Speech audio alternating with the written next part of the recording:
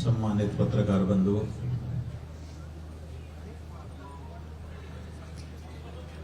आप सुन ही चुके कि इस समय हम लोग एक प्रतीक्षा कर रहे हैं। ये प्रतीक्षा किस बात की है? ये प्रतीक्षा इस बात की है कि देश का जो जनमानस है वो एक बात साफ साफ अपनी सरकारों से और उन पार्टियों से जो सरकार में नहीं है आने के लिए प्रयास कर रही हैं, उनसे जानना चाह रहा है। और वो बात ये है कि आप साफ साफ बताइए कि आप गौ को माता मानते हैं कि नहीं मानते हैं। माता मानते हैं तो उनकी हत्या बंद होनी चाहिए और उनको माता का संबोधन मिलना चाहिए। और अगर नहीं मानते हैं तो फिर हम आपके बारे में व्यवहार का विचार करें कि आपके साथ हम कौन सा व्यवहार करें। बीते 78 वर्षों में आप सबको इतिहास पता है, हमारे देश में स्वतंत्रता का संग्राम लड़ा गया। 1857 ईस्वी में सबसे पहली क्रांति कही जाती है और वो यहीं से आरंभ हुई थी कि अंग्रेजों ने जो कारतूस था उस पे गौ माता की चर्बी से पॉलिश कर दिया था।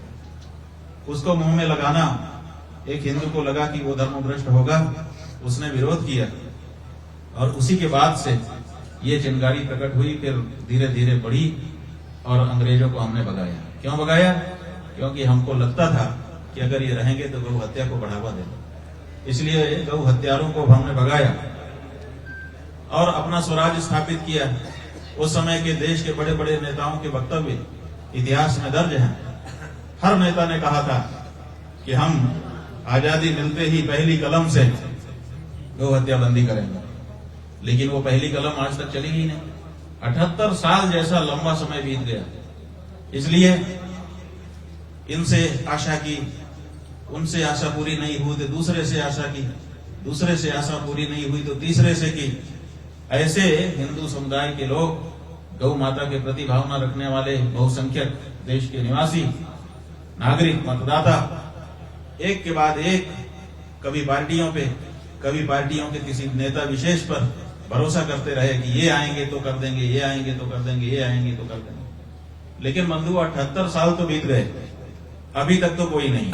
कहने के लिए तो ऐसा कोई नहीं है, राजनीतिक दल भी कोई ऐसा नहीं है और कोई राजनेता भी नहीं है जो कहता हो कि नहीं नहीं हम गौ हत्या जारी रखेंगे। लेकिन सच्चाई ये है कि कहते सब हैं कि हम गौ हत्या बंद करेंगे, अमुक को वोट दो, अमुक का को मतदान, गौ माता को जीवन दान, ऐसे नारे भी अपने देश में लगाए गए, पोस्टर भी छपवाए गए।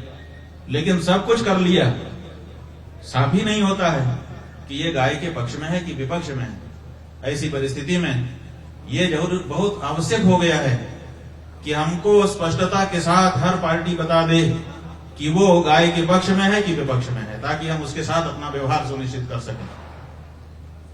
यहां पर जितने लोग बैठे हैं, एक बार हमारी तरफ ध्यान दीजिए। हम आपसे पूछ रहे हैं कि आप साफ साफ जानना चाहते हैं कि नहीं कि कौन पार्टी गाय के पक्ष में है, कौन विपक्ष में है? जो चाहता है हाथ उठा दे। जानना चाहते हैं ना? बस यही पूरे देश की भावना है जो हमने इस हॉल में भी अभी दिखा दी। पूरा देश जानना चाहता है कि कौन सी राजनीतिक पार्टी और कौन सा राजनेता गाय के पक्ष में है और कौन गाय के पक्ष में नहीं है। जो गाय के पक्ष में है, हम प्रतीक्षा कर रहे हैं कि वह करके सामने खड़ा होकर कहे कि हम गाय के पक्ष में हैं, हम उसका अभिनंदन करेंगे। और जो गाय के विपक्ष में है वो भी आके खड़ा होकर कहे कि हम गाय के पक्ष में नहीं है, हम उसकी साफगोई के लिए उसका आदर करेंगे। लेकिन जो नेता, जो पार्टी चुप रह करके हमको भ्रम में डालने का प्रयास कर रही है, उसके प्रति 17 मार्च तक का समय, कुंभ से 33 दिन का समय, गौ माता के शरीर में 33 कोटि देवता हैं। इन 33 कोटि देवताओं की ओर से 33 दिन का समय हम लोगों ने कुंभ में दिया था। आज से एक सप्ताह बाकी है, एक सप्ताह के बाद वो तिथि आ जाएगी।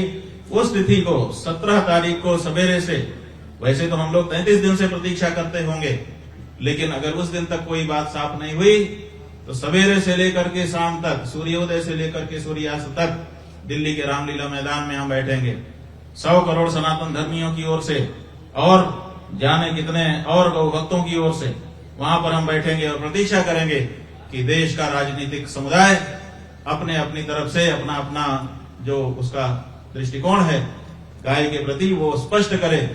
और अगर वो चुप रह जाता है तो हमने पहले से ही घोषणा कर दी है कि हम यह उदाहरण निकालेंगे कि आप नहीं बोल रहे हैं, इसका मतलब है कि 78 साल से जैसा होता है आया वैसा ही आगे भी आप करना चाहते हैं, आप गाय के विपक्ष में हैं। तो ये जो हमारी यात्रा हो रही है और ये जो हमारी प्रतीक्षा वहां पर बैठ करके होगी, ये इतिहास का एक दिन होगा। 2500 साल से शंकराचार्य परंपरा चली आ रही है। कभी कोई शंकराचार्य बैठ करके इस तरह से केवल स्पष्टता कि आपके मन में क्या है वो बता दीजिए, उतना भी बताने के लिए जब आगे नहीं आ रहे हैं तो हमको आगे आना पड़ा है। हम चाहते हैं कि देश के सभी राजनीतिक दल उस दिन के सायंकाल 5 बजे तक साफ कर दें कि वो गाय के पक्ष में है कि विपक्ष में है, ताकि हम हिंदू, ताकि हम सनातनी, ताकि हम गौ प्रेमी उनके बारे में अपना हमको क्या आगे व्यवहार रखना है उसको सुनिश्चित कर सकें।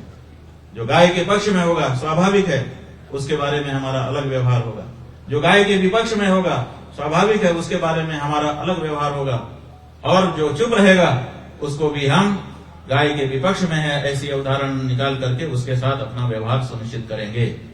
बंधुओं, ये बात भी हम कह देना चाहते हैं कि जब हमने अंग्रेजों को भगा दिया जिनके पास पूरे विश्व का साम्राज्य था, सूर्य अस्त नहीं होता था उनके राज्य में, लेकिन हमने संघर्ष उनके विरुद्ध किया।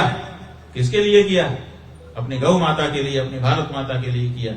और अभी भी हमारी गौ माता, हमारी भारत माता अगर उसी दशा में है तो उनके बाद जो लोग उनके उत्तराधिकारी आए हैं, अगर वो अंग्रेजों की चाल से चलना चाहते हैं तो हम उनको अस्वीकार करने की घोषणा कर सकते हैं और उनके साथ अपना व्यवहार बहुत स्पष्टता के साथ, बिना किसी छद्म के, बिना किसी भ्रम जाल के हम सुनिश्चित करेंगे। और वो व्यवहार अगर सुनिश्चित हो गया तो उसका क्या परिणाम किसके ऊपर आएगा उसका जिम्मेदार वो स्वयं होगा, फिर हम नहीं होंगे। इसीलिए बार बार सालों से कहने पर, नहीं सुनवाई होने पर अब ये अंतिम मौका 35 दिन का दिया गया है, जिसमें से 22-23 दिन से 24 दिन बीत चुके हैं। अब एक सप्ताह का दिन आज से बचता है, 8वां दिन 17 मार्च का दिन होगा। उस दिन आपके इसी दिल्ली में रामलीला मैदान में हम बैठेंगे।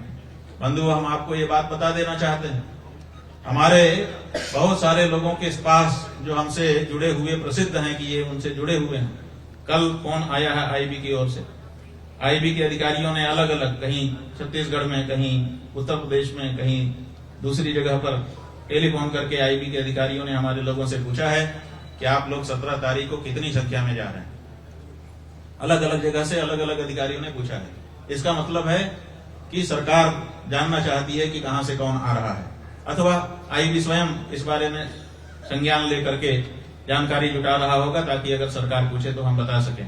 बंधुओं, हम आपको बता देना चाहते हैं कि हमारा ये जो आंदोलन है ये उस तरह का आंदोलन नहीं है कि हम भीड़ इकट्ठा करें। इस तरह का आंदोलन भी नहीं है कि हम भीड़ इकट्ठा करके रास्ता जाम कर दें, हिंसा कर दें अथवा लोगों को समस्या में डाल दें। हम तो बहुत साफ 100 करोड़ से ज्यादा जो गौ प्रेमी हैं उनकी ओर से प्रतिनिधि के रूप में यहां पर बैठेंगे। हम अगर वहां पर बैठ रहे हैं इसका मतलब 125 करोड़ गौ प्रेमी वहां पर बैठ रहे हैं, आप गिन लीजिए। इसलिए हमने किसी भीड़ को नहीं बुलाया है। हाँ, शंकराचार्य जी बैठ रहे हैं ऐसा सुनकर के अगर कोई आ जाएगा तो हम कैसे भगा पाएंगे। लेकिन हम प्रेस के सामने भी बार बार पहले भी कह चुके हैं, आज भी यहां भी कह रहे हैं और अभी 6 दिन और हैं, हम बार बार भी कहेंगे कि हमने किसी को नहीं बुलाया है। हम अकेले वहां पर काफी हैं। जैसे हमारे देश के प्रधानमंत्री नरेंद्र मोदी जी विदेश में गए थे, हमने उनका व्याख्यान चैनल के माध्यम से देखा था, सुना था। उन्होंने कहा मैं 140 करोड़ भारतीयों की ओर से यहां पर खड़ा होकर बोल रहा हूं, जबकि 140 करोड़ ने उनको वोट नहीं दिया था, लेकिन वो देश के प्रधानमंत्री हैं तो सबके प्रतिनिधि माने जाते हैं। उसी तरह से 125 करोड़ सनातन धर्मियों का आचार्य होने के नाते धर्म के मामले में हम भी जनता के प्रतिनिधि हैं। और उनकी जो गौ माता की जो बात है उस बात को हम उठा रहे हैं। और हमने सैकड़ों सभाएं पिछले 2 वर्षों में की हैं, देश के सभी भागों में गए हैं, देश के सभी राज्यों में गए हैं, सब जगह से हमको मैंडेट भी है। तो हम यहाँ पर 125 करोड़ जो गौ प्रेमी हैं उनकी ओर से बैठेंगे और पूरा दिन प्रतीक्षा करेंगे, सूर्योदय से लेकर के सूर्यास्त तक। अंग्रेज माने घड़ी की टाइम से अगर आप पूछते हैं तो 7 बजे से 5 बजे तक बैठेंगे, और 5 बजे तक अगर सूचना नहीं आई तो हमने बता दिया हमारी अवधारणा हम स्पष्ट कर देंगे, और अगर आती है तो उसके अनुसार व्यवहार स्पष्ट कर देंगे। 5 बजे 125 करोड़ गौ प्रेमियों की ओर से जो भी बात कही जानी है और जो भी निर्धारण होना है 17 मार्च को रामलीला मैदान से वो होगा। तो ये प्रतीक्षा की हमारी अवधि क्रमशः आगे जा रही है। अब इसका कौन क्या सदुपयोग करता है, कौन इसका क्या दुरुपयोग करता है, वो तो समय बताएगा। लेकिन हम समझते हैं कि इसके बाद कोई हमको दोष नहीं देगा कि आपने अपने आप निर्णय ले लिया, मौका नहीं दिया। हम पूरा मौका सनातन धर्मियों की ओर से दे रहे हैं, और आपके पास अभी भी 7-8 दिन है, आप विचार कर लीजिए। ये हमारी मूल बात है जो हमने आपको बताई। इसके अतिरिक्त अगर इस संदर्भ में कोई आपके प्रश्न हो तो वो भी आप हमसे पूछ लें, एक एक करके हम बता दें।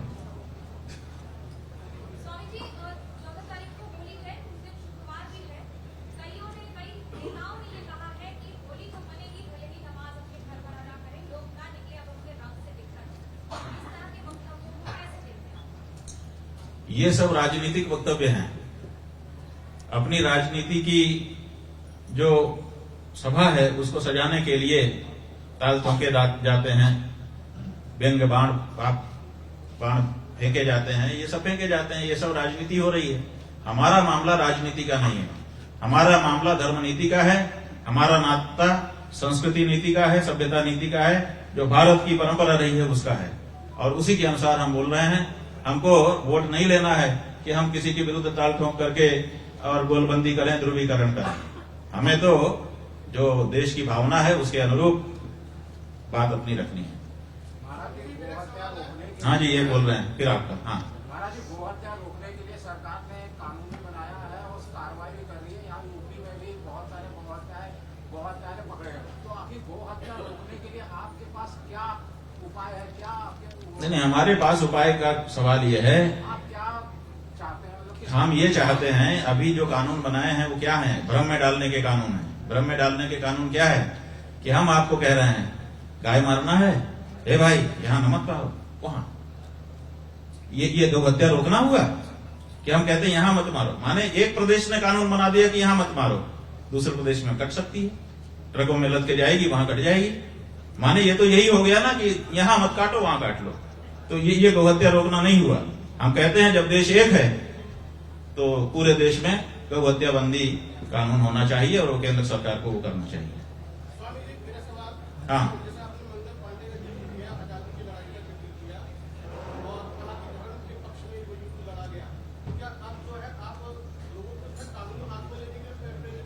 नहीं, कानून हाथ में लेने के लिए नहीं प्रेरित कर रहे हैं, लेकिन कानून को समझ करके कानून को लागू कराने के लिए जरूर प्रेरित कर रहे हैं। और आपको हम बताना चाहेंगे कि हमने जो कानून आजादी के बाद स्वीकार किया वो भारत का संविधान है, और भारत के संविधान की धारा 48 साफ साफ कहती है कि देश गौ संरक्षण करेगा, गौ संवर्धन करेगा। आप बताओ कि संरक्षण और संवर्धन का ये अर्थ कहां से होता है कि काट काट करके बोटी बोटी करके उनको डॉलर के लिए बेच दिया जाए।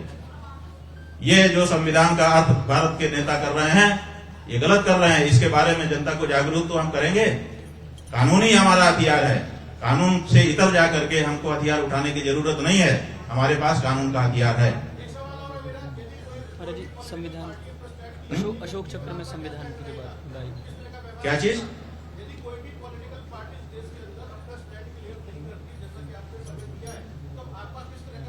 देखिए, हम आपको दूसरी भी बात बताना चाहेंगे पहले वाले प्रश्न के उत्तर में कि भारत का जो राज चिन्ह है आपने उसको ध्यान से देखा होगा। हम फिर से कह रहे हैं, अनुरोध कर रहे हैं कि फिर से ध्यान से देखिए और उसको टेलीविजन में दिखाइए। भारत का जो राज चिन्ह है ये देखिए, आपको हम उसका प्रतिरूप दिखा रहे हैं। ये भारत का राज चिन्ह है। राज चिन्ह का मतलब है कि इसमें वो बात अंकित है जिससे पूरा भारत परिलक्षित होता है। इस भारत के राज चिन्ह में जो नीचे का पीठ है उस पीठ में 4 आकृतियां हैं, जिनमें से एक वृषभ है। जो राज चिन्ह में अंकित बैल है हमारा, गौ माता का पुत्र, भारत के राज चिन्ह में जिसको अंकित किया गया हो, उसको आप काट काट करके बेच रहे हो। मतलब भारत के राज चिन्ह को काट काट करके बेच रहे हो। कैसे संविधान ने आपको यह अनुमति दे दी, बताइए। तो हम कानून के हथियार से लड़ेंगे बंधु। और दूसरी बात, आप क्या पूछ रहे हैं?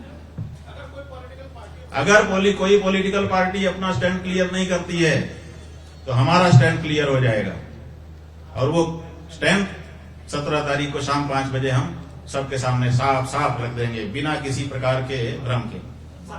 हर हिंदू अपना स्टैंड इस मामले में फिर क्लियर करेगा उस पार्टी के बारे में कि मेरा स्टैंड ये है। 17 तारीख को जब भारतीय ग्राउंड में बैठेंगे तो आप ही वहां बैठेंगे, बाकी जगतगुरु शंकराचार्य भी आपके समर्थन में आएंगे। भाई, दुनिया की जरूरत क्या है? सब शंकराचार्य जी की तरफ से हम बैठ रहे हैं, सब धर्माचार्यों की ओर से हम बैठ रहे हैं, सब हिंदुओं की ओर से हम बैठ रहे हैं। कोई हमारा विरोध करेगा तब हम उसको विरोधी मानेंगे, उसके अलावा सब हमारे समर्थन में है। सब कौन है भारत में? कौन धर्माचार्य है, कौन शंकराचार्य जो कह रहा है नहीं जो हो रहा है सही है, तो होते होते रहने चाहिए? बताइए। मुख्यमंत्री योगी नाथ जी वो गौ प्रेमी है और प्रधानमंत्री जी भी गौ प्रेमी है, इस पर आप क्या कहना चाहिए? भाई, यही बहुत बड़ा भ्रम है हमारे मन में, जिसको साफ करने के लिए हम आ रहे हैं। जैसे मेरी बहन आप कह रही हो कि हमारे योगी आदित्यनाथ जी बड़े गौ प्रेमी हैं, हमारे नरेंद्र मोदी जी जो प्रधानमंत्री हैं वो बड़े गौ प्रेमी हैं। सही में जब वीडियो आता है, जब चित्र आता है, जब उनके कुछ वाक्य हम सुनते हैं, तो हमको भी यही लगता है कि ये तो बड़े गौ प्रेमी हैं। और बाद में जब आंकड़े निकल करके आते हैं तो अलग आते हैं। तो इसलिए हमारे मन में भ्रम हो चुका है इस समय। हमने भी वो फोटो देखे हैं, हमने भी वो भरोसा किया है, हमने भी वो व्याख्यान सुना है जिसमें उन्होंने कहा कि गुलाबी रंग देख करके तुम्हारा दिल दुखता है कि नहीं पता नहीं, मेरा दिल दुखता है। तो हमको भी लगा था कि इनसे बड़ा गौ प्रेमी कौन होगा। इसी तरह से बाकी लोगों के बारे में भी है। लेकिन जब पिछले 11 साल के आंकड़े हमने देखे गौ माता की हत्या के संदर्भ के, तो हमको भ्रम हो चुका है इस समय कि असल में क्या है, ये गौ प्रेमी है कि नहीं है। तो उसी भ्रम का निराकरण करने के लिए तो हम बैठ रहे हैं, वही तो हम साफ करना चाहते हैं। और क्या साफ करना चाहते हैं? विधायक जो है वो खुद आरोप लगा रहे हैं, सरकार के जो अधिकारी हैं उनको लगातार घेरते हैं, क्या कहेंगे उसको? देखिए, उत्तर प्रदेश की विधानसभा में आपने देखा, भारतीय जनता पार्टी के ही विधायक ने खड़े होकर के कहा कि ये गलत हो रहा है और राज्य माता घोषित किया जाना चाहिए। और ये भी कह दिया कि आदित्यनाथ जी गौरक्ष पीठ के पीठाधीश्वर हैं, कम से कम उनके समय में तो यह नहीं होना चाहिए। अब इससे बढ़ करके कोई और क्या कहेगा? जितना बड़ा वाक्य आना था इस संदर्भ में, जितना बड़ा अविश्वास सरकारों के प्रति दिखना था उत्तर प्रदेश की विधानसभा में, उसी पार्टी के विधायक के द्वारा खड़े होकर के इस तरह का वाक्य कहे जाने पर आ चुका। अब इससे ज्यादा कौन प्रमाण देगा? महाराज जी, प्रयागराज में कुंभ के दौरान एक विशेष समुदाय को दुकान लगाने से मना किया गया था, उसके बाद में अब मथुरा से भी ये मांग उठने लगी, उसको क्या कहेंगे? ये जो मांग है, इसके देखिए, कोई बात अच्छी नहीं होती, कोई बात बुरी नहीं होती, उसके पीछे का उद्देश्य उसको अच्छा और बुरा तय करता है। तो आप ये हमको बताइए कि जो मांग हो रही है उसके पीछे उद्देश्य क्या है। अगर उद्देश्य हम जान लेंगे तो हम उसको अच्छा बुरा बता देंगे। इसलिए कोई बात किस उद्देश्य से कही जा रही है ये तो पता चले। अगर संबल में होली को लेकर एक अधिकारी के द्वारा बयान दिया गया, आप उस बयान को किस प्रकार देखते हैं, क्या कहेंगे? बात यह है कि पुलिस अधिकारी हैं, पुलिस में हमने जो अभी तक अनुभव किया है, हमारा अनुभव कितना सही है कितना गलत है ये तो आप लोग जानोगे, लेकिन हमने अनुभव ये किया है कि किसी भी पुलिस वाले की हिम्मत नहीं है कि अपने से ऊपर के अफसर के विरुद्ध कुछ बोल दे। वो बिल्कुल आदेश के पालक होते हैं, तो उनके ऊपर के अफसर जिस तरह की बात उनके बीच में करते होंगे उसी आधार पर वो बोला होगा, और वो अफसर उससे बड़े, वो अफसर उससे बड़े, वहां से बात आई। कुंभ को लेकर उद्धव ठाकरे ने ये बोला था जो प्रयागराज में जल है वो नहाने योग्य नहीं है, आप 45 दिन महाकुंभ में रहकर आए, क्या उनकी बातों में सच्चाई है या ये है भी कोई एक पॉलिटिकल स्टैंड है? देखिए, हम जब प्रयाग गए थे तो वहां पर आप पत्रकार बंधुओं ने हमसे पूछा था शुरू में ही, एकदम आरंभ में, कि आप यहाँ की व्यवस्थाओं से और इससे संतुष्ट हैं कि नहीं। हमने कहा था कि देखिए, हम व्यवस्था के लिए यहाँ नहीं आते, यहाँ तो जितनी कम व्यवस्था रहे उतना ही हम समझते हैं कि हमारी तपस्या होगी। लेकिन एक चीज जरूर है और वो हम सरकारों से चाहते हैं। उन्होंने पूछा कि वो क्या चाहते हैं आप?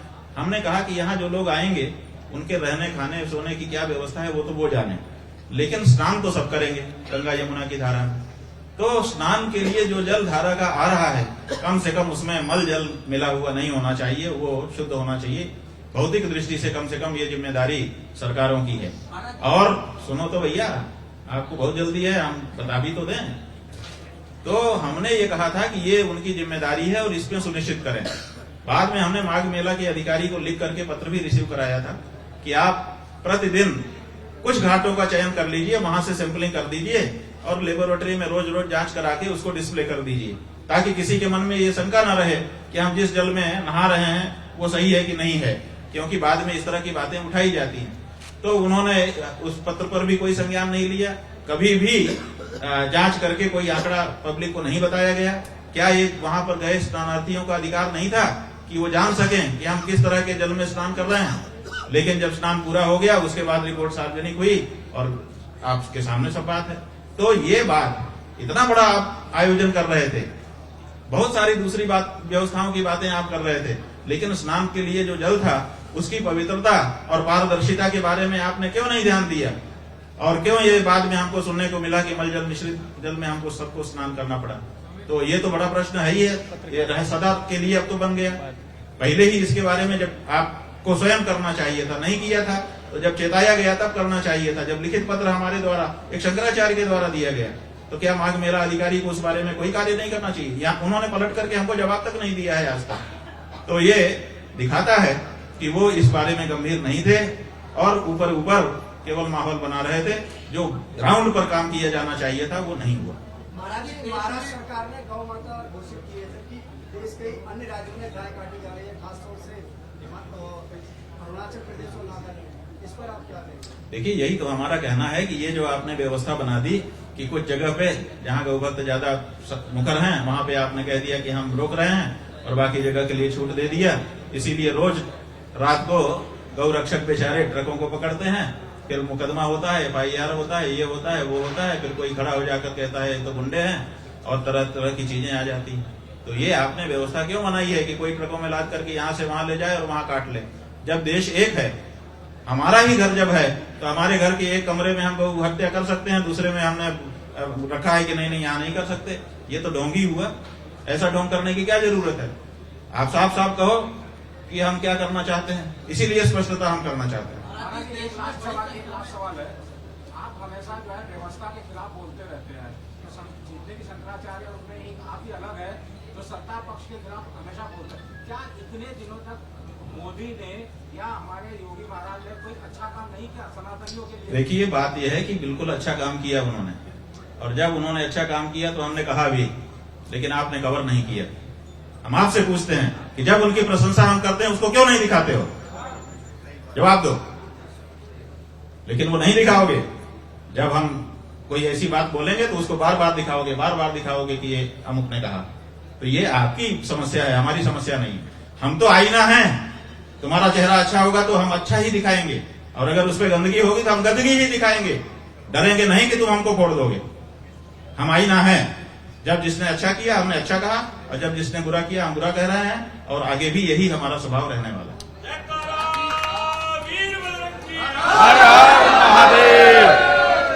जी, बड़ी संख्या में पॉलिटिकल पार्टी ने प्रजामांसक का आपने इंटीमेशन दिया है कि अभी तक किसी विपक्षी पार्टी ने इस मांग को लेकर आपका समर्थन किया है। और दूसरा आपने कहा कि आईटी लगातार अलग अलग जगहों से फोन करके भी जानकारी प्राप्त करिए कि कितनी संख्या में आप पहुंचने वाले हैं। तो सीधा है, आपको कहाँ पर है कि आप पहुंच पाएंगे नहीं पहुंच पाएंगे, इसको लेकर आपको क्या? देखिए, बात यह है कि हम कोई भीड़ तो बुला नहीं रहे, हम तो अकेले जा रहे हैं और सबकी ओर से प्रतिनिधि के रूप में जा रहे हैं।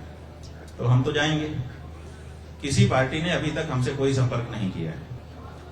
आगे करेगी नहीं करेगी अभी हमको इस बारे में भी कोई अंदेशा नहीं है, क्योंकि हम किसी जगह पे कोई जासूसी नहीं कर रहे हैं। तो हमने एक समय दिया है, हमने उस बात को पत्र के माध्यम से पहले भेज दिया था, फिर 15 दिन जब बीता तो फिर रिमाइंडर भेज दिया है सबको, रजिस्टर्ड डाक से, सब पार्टियों को, चाहे वो सत्ताधारी हो चाहे विपक्ष के हो, हर पार्टी को हमने पत्र भेजा है। उसमें अपनी बात कह दी है कि हमने ये 33 दिन का ये समय दिया है, फिर रिमाइंडर भेजा है। फिर अभी एक हफ्ता पहले जब 21 दिन हो गए तो हमने तीसरा रिमाइंडर भी सबको भेज दिया है, और सबके यहाँ रजिस्टर्ड डाक से बात जा चुकी है। जो लोग हमारे साथ जुड़े हुए हैं उनसे बहुत से लोग मिलते जुलते रहते हैं, बातचीत करते रहते हैं। तो कई जगह से बातें भी हैं कि आप लोग ये कहे हैं, हमको पता है, जानकारी में है। तो जब उनको जानकारी में है तो ठीक है।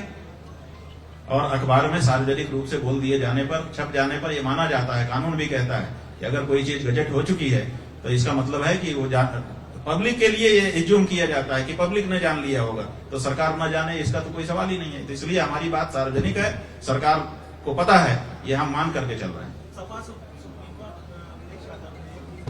ने फोटो साझा करा था, लिखा था नाम ना लेते हुए कि एक व्यक्ति बता रहा है कि उनके करोड़ों रुपए कमाए गए, लेकिन आज भी कुछ लोग सिक्के चुन रहे हैं। हमेशा हर बार हिंदू या सनातन के पर्व को, त्योहार को ही क्यों निशाना बनाया जाता है पॉलिटिकल पार्टी द्वारा? देखिए, पॉलिटिकल पार्टी द्वारा हिंदू को निशाना बनाया जाना और हिंदू के पक्ष में खड़े होना दोनों राजनीति है। जो लोग हिंदू राजनीति करते हैं वो अपने आप को हिंदुओं के साथ खड़ा हुआ अपने आप को दिखाते हैं, और जो लोग हिंदू विरोधी राजनीति करते हैं, हिंदू विरुद्ध जो लोग हैं, उनके वोट पाना चाहते हैं, वो लोग अपने आप को हिंदू विरोध का बयान देते हैं। तो ये उनकी अपनी अपनी राजनीति है, इससे हमको क्या लेना देना। सब जितने भी पॉलिटिकल लोग हैं, समस्या ये है कि जब अखिलेश यादव बोलेगा तो आप कहोगे कि हिंदू विरोध में बोल रहा है, लेकिन जब दूसरा बोलेगा जो हिंदू वाली बात, तो आप उसको राजनीति नहीं समझोगे। ये समस्या है, जबकि बोल दोनों राजनीति ही है। वो अपने सब लोग अपनी अपनी राजनीति की गोटी सेंक रहे हैं। कोई हिंदू का हितैषी नहीं है, कोई मुसलमान का हितैषी नहीं है। अगर हिंदू मुसलमान के हितैषी होते तो हिंदू और मुसलमानों की दिशा कुछ और होती। हिंदू आज अपनी माँ की हत्या के लिए तड़प न रहा होता। अगर आप बताओ कौन सा ऐसा नेता है और कौन सी ऐसी पार्टी है 78 साल में जिसने राज किया और हिंदू भावना को समझा हो? नहीं समझा ना, तब ना आज हमको पीड़ा व्यक्त करनी पड़ रही है। तो ये कोई अभी तक हिंदुओं का आया नहीं है हितैषी, और कोई मुसलमानों का भी हितैषी नहीं आया, उनकी भी हालत वैसी ही है देश में। इसलिए ये जो लोग हिंदू और मुसलमान के हितैषी होने का दम्भ भरते हैं, उनके पक्ष में बयान देते हैं, ये सब धोखा दे रहे हैं उनको। सच्चाई यही है, चाहे वो कोई भी हो। आंकड़ा है 2024 का कि भारत सबसे बड़ा, सेकंड नंबर पे ब्राजील के बाद सबसे बड़ा बीफ एक्सपोर्टर देश है। तो क्या उसमें हिंदू भी है जो एक्सपोर्ट करते हैं यहाँ से? बड़ी बड़ी फर्म है, बड़ी बड़ी कंपनियां हैं, तो आपका क्या मानना है? देखिए, परम धर्म संसद के द्वारा ये प्रस्ताव पारित कर दिया गया है कि जो व्यक्ति गौ हत्या से प्रत्यक्ष या अप्रत्यक्ष रूप से जुड़ा हुआ है वो हिंदू नहीं हो सकता। इसलिए हिंदू जैसा नाम अगर किसी ऐसे व्यक्ति का है जो बूचड़खाना आदि चला रहा है या गौ मांस का व्यापार कर रहा है, बिल्कुल वो हिंदू नहीं हो सकता है। और उसके बारे में हम लोग जांच करा रहे हैं और जल्दी ही उनको नोटिस भेजने वाले हैं कि क्यों ना आपको हिंदू धर्म से बहिष्कृत कर दिया जाए। आप बताइए कि आप हिंदू नाम किस कारण से रखे हुए हैं जबकि आप हिंदू काम नहीं कर रहे हैं।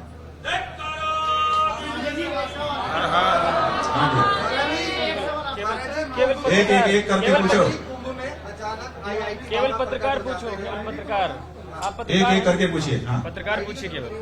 हाँ जी। अचानक कुंभ में आईआईटी बाबा प्रकट हो जाते हैं और तरह तरह के सवाल होते हैं। अगर कोई सनातन का व्यक्ति उनसे सवाल करता है वो भड़क जाते हैं। क्या ये सनातन का मजाक नहीं? देखिए, आईआईटी बाबा जैसे लोग प्रकट क्यों हो जाते हैं? ये प्रकट नहीं होते हैं, इनको प्रकट किया जाता है। और प्रकट क्यों किया जाता है? ताकि जो मूल मुद्दे हैं उनसे ध्यान भटका दिया जाए।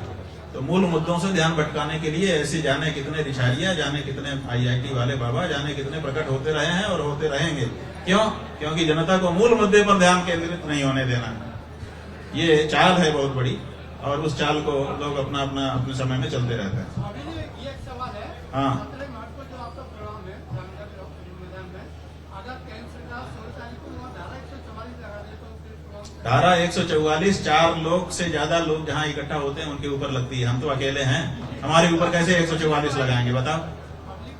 पब्लिक आएगी तो धारा 144 लगा देंगे, पुलिस आ जाएगी, पुलिस रोक देगी। हमने किसी को बुलाया नहीं है, इसलिए हम लड़ेंगे नहीं। समझे कि नहीं? हम क्यों कह रहे हैं कि हमने किसी को नहीं बुलाया? क्योंकि हम उसमें नहीं लग जाएंगे। हम अकेले बैठेंगे सबकी तरफ से। जब हम बैठ रहे हैं तो सबको परेशान होने की क्या जरूरत है?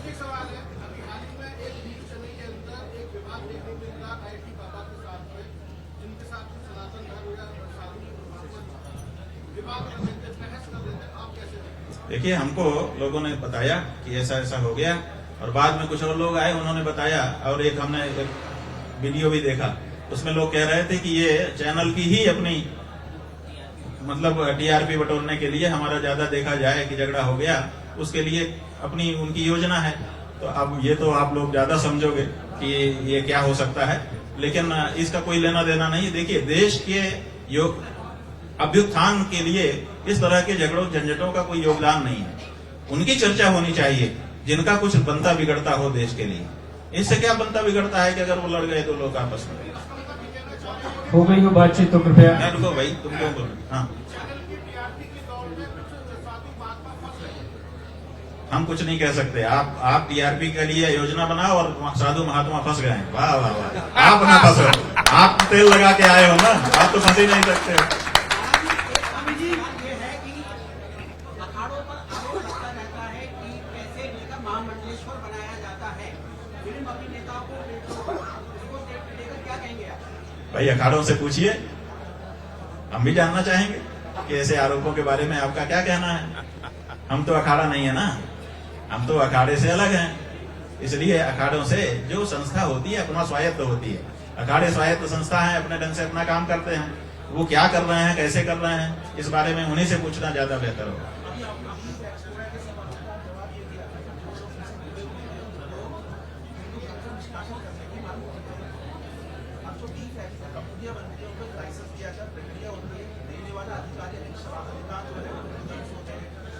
उसको आदेश को पारित करने का सरकार ने नियम बनाया है। सरकार के शीर्ष प्रधानमंत्री मुख्यमंत्री वो भी हिंदू धर्म से आते हैं। कोई हिंदू धर्म से नहीं। जो गौ हत्या के बारे में अनुमति दे रहा है वो हिंदू नहीं हो सकता भैया, चाहे वो अधिकारी हो, चाहे नेता हो, चाहे वो पदाधिकारी हो। गौ हत्या के बारे में कोई भी फाइल हमारे सामने आएगी, हम अपनी नौकरी छोड़ देंगे, लेकिन उस फाइल को आगे नहीं बढ़ाएंगे। अगर कोई असल में हिंदू होगा तो, और अगर हिंदू नहीं है तो फिर वो कुछ भी करेगा नाम का हिंदू। हाँ, नहीं, खूब पूछ लो तसल्ली से। सवाल है, महाकुंभ में नौका चलाने वाले ने करोड़ रुपए कमाए और मुख्यमंत्री ने उसकी मन से तारीफ की थी। वो स्टेट निकला, उसको लेकर क्या कहेंगे आप? क्या सोचते? बात यह है कि हमको तो अभी तक यही समझ में नहीं आया कि मुख्यमंत्री जी से उसका पैसा कैसे पता चल गया कि कितना कमाया। अपने देश में कोई भी अपनी कमाई किसी को नहीं बताता है। हमने तो देखा है घरों में पत्नियां पति को नहीं बताती कि मेरे पास कितना है, और पति पत्नी से नहीं बताता कि हमारे पास कितना है, छिपा छिपा के रखे रहते हैं। हमारे प्रदेश के मुख्यमंत्री जी को पता कैसे चल गया कि अमुक ने इतने करोड़ कमाए? ये क्या लिंक है? कैसे उनके घर का पैसा गिना जाता है, उनको कैसे पता चल जाता है? अभी तक हम समझ नहीं पाए। हम पहले ये समझना चाहेंगे, फिर बाद में बात होगी। अब वो विपक्ष की बात हम नहीं जानते। हम तो जो हमारे मन में बात आई वो आपको बता दिया कि हमको अभी तक समझ में नहीं आया है कि मुख्यमंत्री जी को कैसे पता चला कि किसने कितना कमाया। हमारे यहाँ काम करने वालों ने कितना किससे दक्षिणा पाई, जो हमारे कर्मचारी हैं उनको लोग देते हैं। हमको पता नहीं है कि किसको कितनी मिली, और उनको किसी की कमाई तक पता चल जा रही है। ये मतलब कौन सा तरीका है, अभी तक हमको समझ में नहीं आया है। तो हमने वही आपके सामने रखा। हाँ, पहले की सरकार जो पहले सरकार थी उसके अपेक्षा जो आज सरकार है, चाहे केंद्र में हो चाहे यूपी में हो, गाय की रक्षा के लिए, राष्ट्र की भावना के लिए, राम मंदिर के लिए बहुत सारे हिंदू संसदीय काम तो हो रहे हैं। तो इसको कैसे आप देखते हैं? देखिए, हम यही देख रहे हैं कि जब हम गाय के बारे में डाटा निकाल करके देखते हैं तो हम पाते हैं कि ये सरकार आने के बाद से गौ मांस के निर्यात का डाटा बढ़ा। अभी एक आपके ही पत्रकार बंधु ने हमसे पूछा कि ब्राजील के बाद दूसरे नंबर पे भारत आ गया, ये किसके कार्यकाल में आ गया?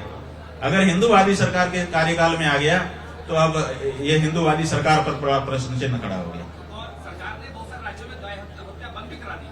भाई, हमने बताया कि वो चाल है कि यहाँ न काट के वहां काटो। ये गौ हत्या बंदी नहीं है, ये चाल है। उससे आप खुश नहीं है? नहीं, कुछ नहीं है।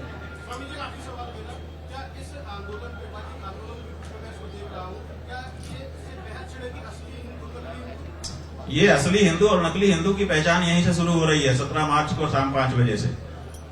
यही तो बात है। जो असली हिंदी होंगे वो अब इससे चलनी चलेगी और उस चलनी में निकल करके आएगा।